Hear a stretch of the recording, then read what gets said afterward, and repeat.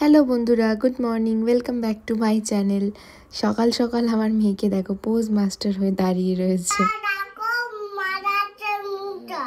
ধুয়ে দেবে তো বাবা, আগে তুমি করে নাও, তো অসুবিধা কিছু নেই।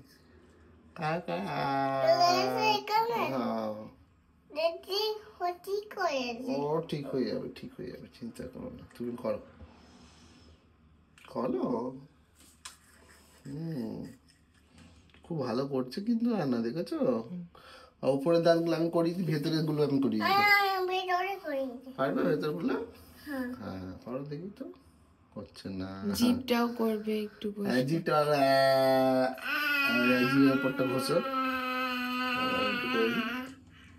এই টডলার বয়সে বাচ্চাদের এখন সব কিছু নিজে নিজে শেখার এত ইচ্ছে, মানে কোনো জিনিস সে তো করিয়ে দিতে দেবে না, সব কিছু নিজে নিজে করবে। দেখো এখন সকালবেলা হলে ও পটি প্যানে এরকম লাগিয়ে বসবে, একা একা পটি প্যান সেট করবে, বসবে, আবার একা একা বন্ধ করে উঠবে। কোনো কিছুই আমাদেরকে সে করতে দেবে না, সব কিছু ব্রাশ করা থেকে পটি করা সব কিছু সে একা হাতেই করতে চায়। আজকে ছুটির দিন, ওর বাবার কাছে অনেকটা সময় রয়েছে, সেই জন্য সকালবেলার এই সমস্ত কাজ ওর বাবাই আজকে করাচ্ছে। রোজ দিন আমিই করাই, আজকে বাবার সাথে করছে ব্রাশ অ্যান্ড পটি। এখন আমি এদিকে ব্রেকফাস্ট বানাতে চলে এসেছি। আজকে তাড়াতাড়ি একটু পোহা বানিয়ে নিচ্ছি। এই পোহার রেসিপিটা কিন্তু আমার চ্যানেলে, ইউটিউব চ্যানেল তোমরা যারা আমার ফলো করো, সেখানে আলাদা করে একটা ভিডিও বানিয়ে দেওয়া রয়েছে। তোমরা চাইলে লিঙ্কটা আমি এখানে দিয়ে দিতে পারি, তোমরা এইভাবে পোহা বানিয়ে দেখতে পারো। খুবই ভালো খেতে লাগে এবং খুব তাড়াতাড়ি বানিয়েও নেওয়া যায়। সাথে ডিম সেদ্ধও করে নেওয়া হয়েছে। গরম গরম পোহা আর ডিম সেদ্ধ খেতে কিন্তু বেশ ভালো লাগে। আর মাঝে মাঝে একটু অন্যরকম ব্রেকফাস্ট বানালে আমার মেয়েরও বেশ ইন্টারেস্ট হয়। আজকাল যেহেতু সে সব খাবারই একা হাতে খাবে, আমাদেরকে কিছুই করতে দেবে না, তো একঘেয়ে খাবার দিলে আবার সেটার ব্যাপারে তার বোর হয়ে যায়, তখন খেতে যায় না। সেজন্য তার জন্যই আর নতুনত্ব খাবার বানাতে হয়, যাতে সে একটু মজা করে খাবারগুলো খায়। তো ব্রেকফাস্ট তো হয়ে গেছে, এবার লাঞ্চে আজকে বানাবো একটুখানি কিমা দিয়ে চানা। তো চানা এই প্রথমবার আমি এরকম কন্টেনারের চানা কিনে নিয়ে এসেছি। আগে তো বাড়িতে চানা ভিজিয়েই করতাম, তো এখানে দেখলাম এরকম কন্টেনারের মধ্যে ভেজানো চানা বিক্রি হয়, তো কোনো দিন সেটা ইউজ করিনি, তো এই প্রথমবার এনেছি। তো দেখি কীরকম হয়। আর সাথে আজকে একটুখানি মাটনের কিমা আনা হয়েছে, তো মাটন কিমা দিয়ে চানাটা বানাবো। এই রান্নাটাও বেশ সহজেই হয়ে যায়, খেতেও কিন্তু ভালো লাগে। তো তেলের মধ্যে একটু গোটা জিরে দিয়ে দিয়েছি, একটুখানি আদা কুচি, রসুন কুচি, পেঁয়াজ কুচি, এগুলোকে দিয়ে ভালোভাবে ভেজে নেব। আর এই সমস্ত মশলাগুলো ভাজা হয়ে গেলে তার মধ্যে যেহেতু আমার চানাটা ভেজানোই রয়েছে, তো আগে একটুখানি মাটনটাকে আমি কষিয়ে নেব। আর আদা যেহেতু জানোই আমি ফ্রোজেন ইউজ করি, তো আদাটা এরকম ফ্রোজেন কিউব ছিল আমার কাছে, সেটাই আমি দিয়ে দিয়েছি পেঁয়াজের সাথে ভাজার জন্য। লঙ্কা কুচি তোমাদের স্বাদ অনুসারে তোমরা কম বেশি করতে পারো, আমরা একটাই লঙ্কা ইউজ করেছি এখানে। তো এই সমস্ত মশলাগুলোকে একটু ভাজতেই যতটা সময় লাগে, তারপরে এর মধ্যে দিয়ে দেবো গুঁড়ো মশলা, লাল লঙ্কার গুঁড়ো, হলুদের গুঁড়ো, ধনের গুঁড়ো, জিরের গুঁড়ো, আর আমি এর মধ্যে একটু আমচুর পাউডারও অ্যাড করেছি, তাতে টেস্টটা একটু বেশি ভালো হবে। তো মশলাগুলো একসাথে সব ভেজে নেব, তারপর এর মধ্যে অ্যাড করে নেব আমি কিমাটা। মশলাগুলো একটু ভালোভাবে ভাজা হয়ে গেলে তার মধ্যে অ্যাড করে দেব একটা বড় টমেটো, যেটা আমি টুকরো করে কেটে রেখেছি। টমেটোটা অ্যাড করার পরে ওতে একটু নুন দিয়ে দেব, তাহলে টমেটোটা নরম হয়ে গেলে টমেটোর জলেই মশলাটা ভালোভাবে কষানো যাবে, কারণ না হলে শুকনো মশলাগুলো দেওয়া হয়েছে তো নিচে একটু ধরে ধরে যেতে পারে, সেই জন্য টমেটোটা অ্যাড করি, আমি ওতে নুনটা অ্যাড করে দিয়েছি। এরপর দিয়ে দিয়েছি কিমা দিয়ে ভালো করে এটাকে কষিয়ে নিতে হবে। আর যদি তোমাদের চানাটা বাড়িতে ভেজানো থাকে তাহলে চানাটাও প্রথমেই দিয়ে কষানো শুরু করে দিতে পারো। যেহেতু আমার এই কন্টেনারের চানাটা আগে থেকেই ভিজিয়ে রাখা আছে, তো এটা আমি দেখলাম একটু নরম আছে, বাড়িতে ভেজানো চানার থেকে একটু নরম এবং সাইজও একটু ছোট, তো সেজন্য ওটাকে একটু পরে আমি অ্যাড করব। আর এখানে আমি অ্যাড করছি একটু গরম মশলা গুঁড়ো, যে গরম মশলা গুঁড়োটা আমি বাড়িতেই বানিয়েছি। সমস্ত গোটা গরম মশলাগুলোকে রোস্ট করে ঠান্ডা করে ভেজে একটা গরম মশলার গুঁড়ো আমি বাড়িতে বানিয়ে রেখেছি। ওই গরম মশলার গুঁড়োর টেস্টটা অনেক বেশি সুন্দর হয়। আর এই দেখো কন্টেনারটা কেটে তো নিয়েছি, এবার দেখো এর মধ্যে এরকম ভিজিয়ে চানাটা বিক্রি হয়, এর মধ্যে নুন জলের মধ্যে ভিজিয়ে রাখা রয়েছে চানাটাকে। আর এই চানার সাইজগুলোও আমি দেখলাম একটু ছোট, যেগুলো আমরা বাড়িতে প্যাকেটের চানা কিনে এনে করি সে তুলনায় এই চানাটা অনেকটা ঘুগনির মটরের মতো সাইজের ছোট ছোট, তো সেদ্ধ হতে বেশি সময় সেজন্য লাগবে না। তো সমস্ত কিছুকে দিয়ে ভালোভাবে একবার মিক্স করে একটু কষিয়ে নেব মশলার সাথে, যাতে চানাটাও ভালোভাবে কষে যায়। তারপরে আর কিছুই নয়, জল অ্যাড করে এটাকে একটুখানি সিটি দিলেই হয়ে যাবে আমাদের চানা মশালার রেডি। তো গরম গরম রুটির সাথে আর স্যালাডের সাথে কিন্তু খেতে এটা দারুণ হয়েছিল। তো আজকে দুপুরবেলার লাঞ্চে আমরা এটাই খেয়েছি, রুটি আর চানা মশলা। তোমরা এভাবে বানিয়ে অবশ্যই দেখো, আশা করি তোমাদেরও ভীষণ ভালো লাগবে। কি শেপ বানাচ্ছ? বানা।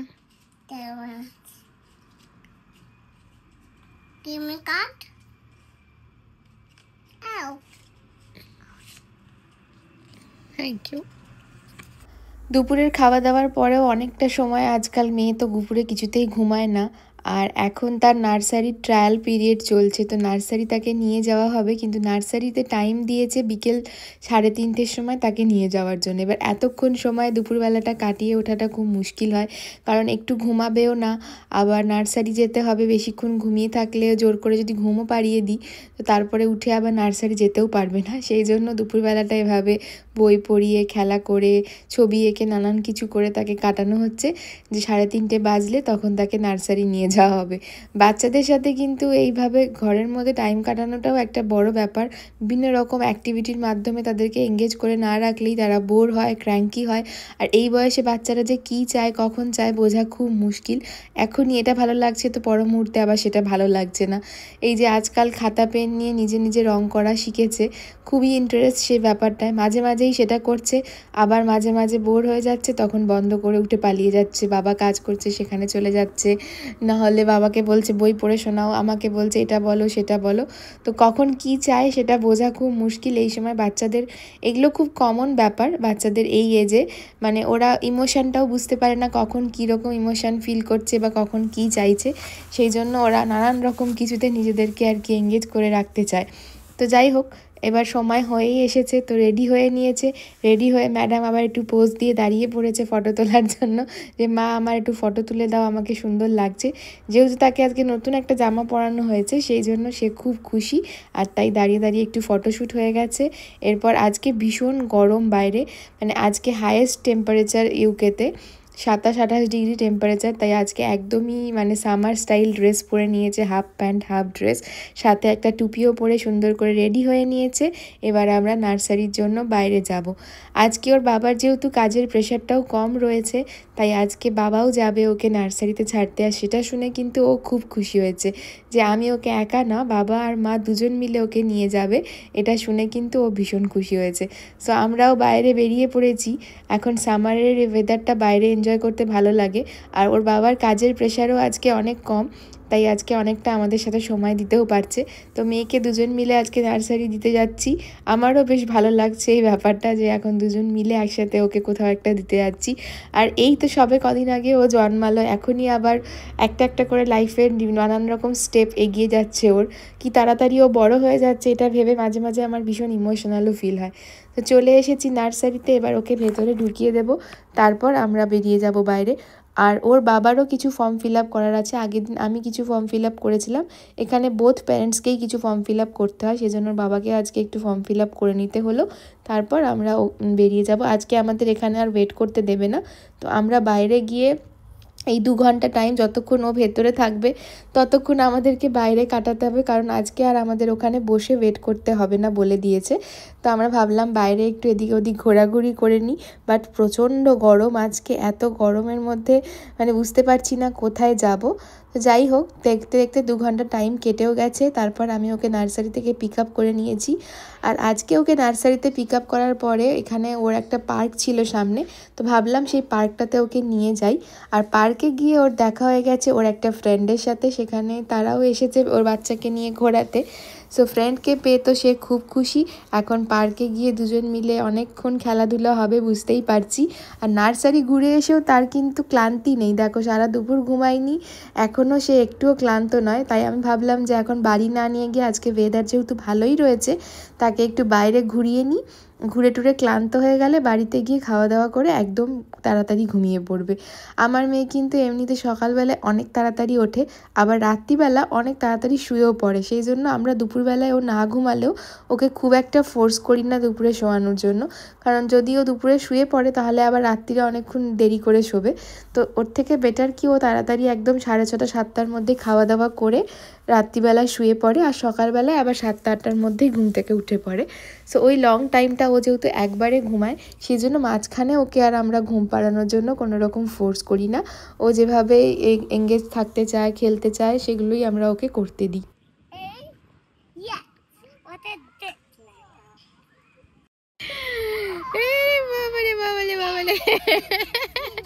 ওরে বাবা, ওরে বাবা,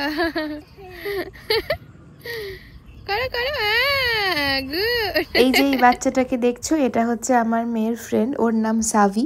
ও আর ওর মাও আজকে এখানে এসেছে পার্কে, আর দুজন বাচ্চা যেহেতু সমবয়সী, একে অপরকে দেখে ভীষণ খুশি হয়েছে। তো এখন দুজনে মিলে প্রত্যেকটা রাইড এনজয় করছে। আর আজকে যে পার্কটায় এসেছি সেই পার্কটা একটু অন্য দিকে, ওর যেখানে নার্সারি তার সামনে এই পার্কটা রয়েছে। আমাদের বাড়ির সামনে যে পার্কটায় আমরা রোজ যাই সেটা কিন্তু নয়। তো এটা নতুন যেহেতু পার্ক, নতুন জায়গা, নতুন রকমের খেলা রয়েছে এখানে, তাই এখানে এসে দেখছি দুজনেই আরো খুব মজা পেয়েছে। 5 6 7 9 Good job. 4 5 6 7 8 9 10 Good job. 14 15 16 17 18 19 20 21 22 আজকের বাইরের ওয়েদারটা দেখছো কি সুন্দর, আকাশটাও কি সুন্দর লাগছে, আর দুজন বাচ্চা একসাথে কি এনজয় করছে। আর আমিও কিন্তু ওদেরকে খেলার ছলে এভাবে কাউন্টিংও শেখাচ্ছি, আর এভাবে কিন্তু বাচ্চারা খুব তাড়াতাড়ি শিখেও যায়। সব সময় যে বই খাতা দিয়েই বসিয়ে বাচ্চাকে পড়াশোনা শেখানো যায় তা কিন্তু নয়, খেলতে খেলতেও কিন্তু বাচ্চাকে এরমভাবে অনেক কিছু শেখানো যায়। তাই আমি কিন্তু যখনই ওদেরকে পার্কে নিয়ে যাই তো তখন খেলতে খেলতেই এরকমভাবে অনেক কিছু শিখিয়ে দিই। চলে যাও,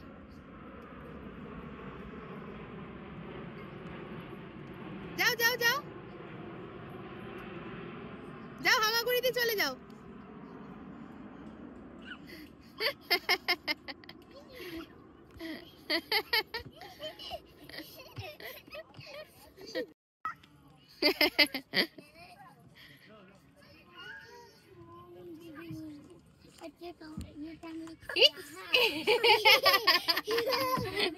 কে আসছে? এটা হানা আসছে, সাবি আসছে। কই হানা, চলে এসো, এবার চলে এসো, চলে এসো, হামাগুড়ি দিয়ে চলে এসো, হামাগুড়ি দিয়ে। আরে আচ্ছা আচ্ছা, আরে বেটা যা তো যা তো।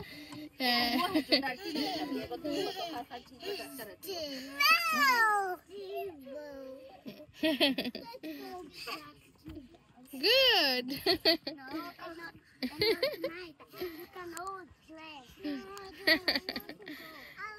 আবার হ্যাঁ, আবার করো। চলো। এই টানেলের মতো জিনিসটা যেহেতু আহানার জন্য প্রথম ছিল, তাই ও প্রথমে যখন ঢুকবে তখন একটু ভয় পাচ্ছিল যে যাব কি যাব না। বাট যখনই ওকে একবার আন্টি এনকারেজ করে বলেছে যে যাও আহানা, কোনো ব্যাপার না, তারপর থেকে কিন্তু এইটা পড়ে গেছে আজকের পার্কে এসে ওর সব থেকে প্রিয় খেলা। বারবার করে ওখান দিয়ে যাচ্ছে, দুজনে মিলে দৌড়াচ্ছে আর টানেলের মধ্যে দিয়ে আসছে যাচ্ছে। বাচ্চারা কিন্তু যে কোনো জিনিস একবার একটু এনকারেজ করে যদি বলা হয় ওদেরকে তুমি পারবে এটা, তাহলে কিন্তু সেই জিনিসটার প্রতি কত সহজেই ওরা বিশ্বাস করে নেয় এবং ইন্টারেস্ট সহকারে সেই কাজটা করে। দেখো আজকে এই পার্কে সেই নতুন খেলাটাকে পেয়ে গেছে এখন, আর বারবার এখন এটা নিয়েই দুজনে মিলে খুব এনজয় করছে। যতগুলো নতুন রাইডস রয়েছে বা খেলার জায়গা রয়েছে সেইগুলোতেই আজকে দুজনে ভীষণ এনজয় করছে। এই যে এই রাউন্ড ঘোরার জায়গাটা, এটাও আজকে নতুন, তো এখানেও দেখছি দুজনে বসে খুব এনজয় করছে। প্রথমে একটু ভয় লাগছিল যখন এটা ঘোরা স্টার্ট করে, কিন্তু তারপরে দেখছি আবার দুজনে সেটাকে কিন্তু খুবই এনজয় করে খেলছে। তো নতুন নতুন জিনিস কিন্তু বাচ্চারা এই বয়সে এক্সপ্লোর করতে শিখতে অনেক তাড়াতাড়ি পারে, এবং একবার একটুখানি শিখিয়ে দিলেই কিন্তু তারপর ওরা নিজেরাই সেটাকে কত ভালো করে করতে পারে।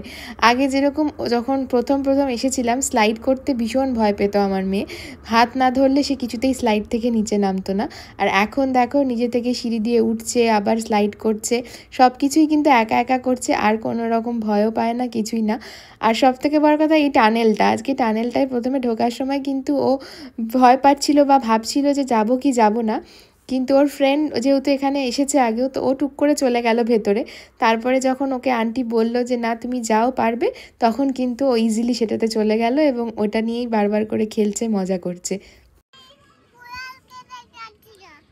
স্কুইরাল স্কুইরাল ওই যে গাছের ওপরে বসে আছে, তো